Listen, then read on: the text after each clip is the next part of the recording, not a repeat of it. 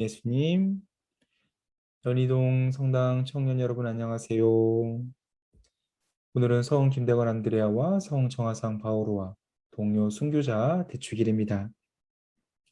원래 축일은 9월 20일 내일이지만은 우리 순교자들 전체를 기억하는 대축일이기 때문에 우리 모두가 함께 기뻐할 수 있도록 오늘 주일로 이동해서 대축일을 지내고 있습니다. 우리나라에 많은 순교자분들이 계시지만 우리는 딱 두 분을 대표해서 오늘 축일에 이름을 붙여서 부르고 있습니다. 바로 성 김대건 안드레아와 성 정하상 바오로 성인입니다. 먼저 김대건 신부님은 아마 다들 아시겠죠. 우리나라의 첫 사제이십니다. 그리고 아시는 분들도 계시겠지만은 우리 성당에는 김대건 신부님 유해가 모셔져 있습니다. 제대 오른쪽 주례대의 보석처럼 박혀 있죠. 마침 올해가 김대건 신부님 탄생 200주년 되는 희년입니다. 우리 신부님 유해 앞에서 함께 기도 드린다면 좋겠습니다. 그러면 정하상 바오로 성인은 어떤 분으로 기억하시나요? 매번 함께 불려지는데 사실 우리는 잘 모르고 있죠. 사실 정하상 바오로는 김대건 신부님보다 먼저 사셨던 분이십니다. 무려 26살이나 더 많으시죠. 그리고 아마 정하상 바오로 성인이 없으셨다면 김대건 신부님은 우리나라 첫 사제로 서품받지 못했을 것입니다. 왜 그런지 오늘 강론을 통해서 한번 알아보겠습니다. 바오로 정하상 바오로 성인은 지금의 경기도 남양주에 위치한 마제라는 마을에서 태어났습니다. 두물머리라고 하는 이제 북한강과 남한강이 만나는 그 지역에서 태어나신 것이죠. 지금은 마제 성지로 조성되어 있어서 아마 가보신 분들도 몇몇 계실 것 같습니다.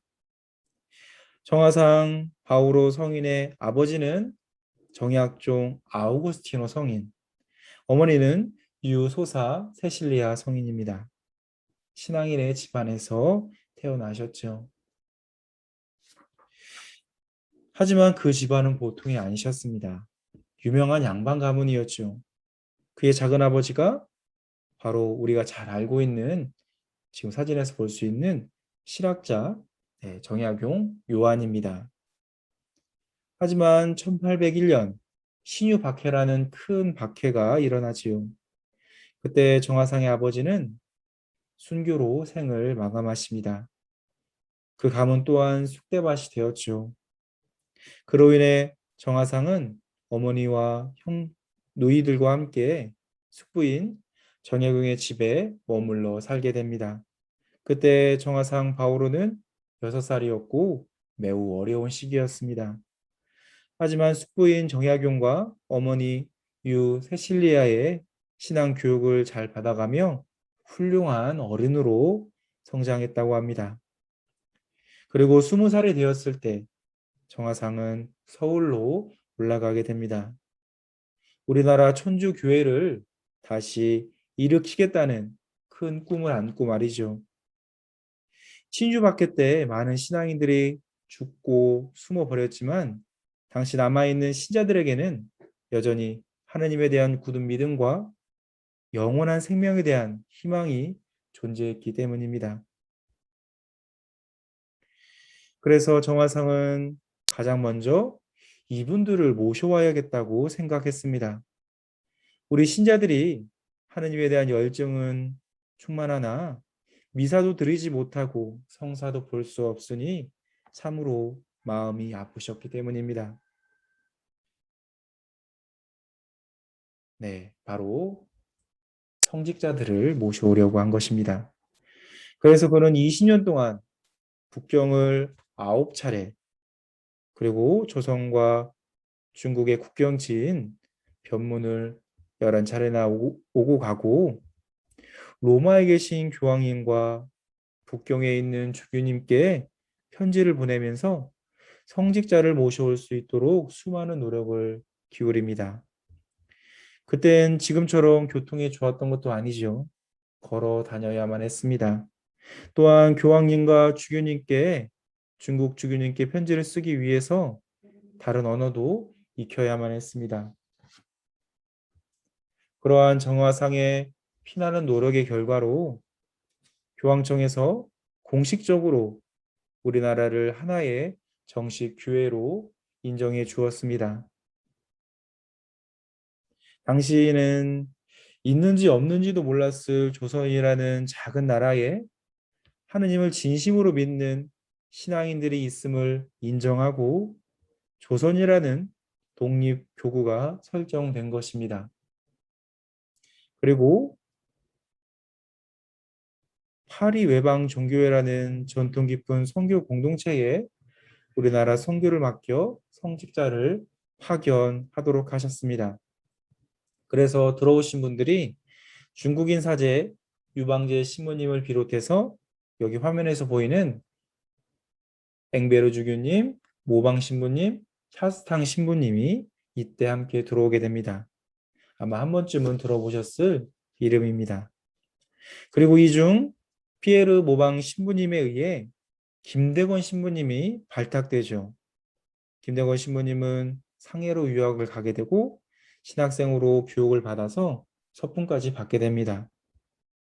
그러니 정화상 성인의 노력으로 우리나라의 첫 방인 사제가 나을 수 있었던 것입니다. 그렇게 차근차근 정화상 바오로 성인은 김대건 신부님을 준비하셨다고 볼 수 있겠습니다. 그리고 그러한 노력으로 우리나라 당시 우리나라에는 10,000명이 넘는 신자들이 생겨났다고 합니다. 신유 바퀴로 무너진 교회가 불과 30년 만에 되살아난 것입니다. 그러는 가운데 정화상 바오로 역시 앵베로 주교님께 발탁되어서 신학생이 되기도 하였습니다. 하지만 양성을 받던 중 1839년 기의 박해라는 또 한 번의 큰 박해가 일어나게 됩니다. 그리고 이때 오방 신부님, 샤스탕 신부님 그리고 어머니와 누이와 함께 정화상 바오로 성인께서는 순교로 그 생을 마감하시게 됩니다. 순교 때 정화상 바오로 성인은 이렇게 말씀하셨다고 합니다. 저같이 부족한 사람에게 어찌 예수님과 똑같은 영광을 주십니까? 감사합니다. 감사합니다, 주님. 당신은 이 세상의 주인이시고 당신을 섬기다 죽으니 이 또한 제게 큰 은혜입니다. 여러분들은 이러한 정화상 바오로 성인의 삶을 들으면서 어떤 생각이 들었는지 궁금합니다. 한편으로는 우리가 사는 현실과 너무 동떨어졌다고 들릴지 모르겠습니다. 하지만 여러분들에게 확실하게 이야기할 수 있는 것은 우리가 지금 품고 있는 예수님에 대한 믿음이 결코 혼자만의 것이 아니라는 것입니다. 그 믿음은 계속해서 전해져 내려온 것이고 거기에는 오늘 이야기한 정화상 바오로 성인을 비롯한 수많은 순교자들의 믿음이 함께하고 있다는 것입니다.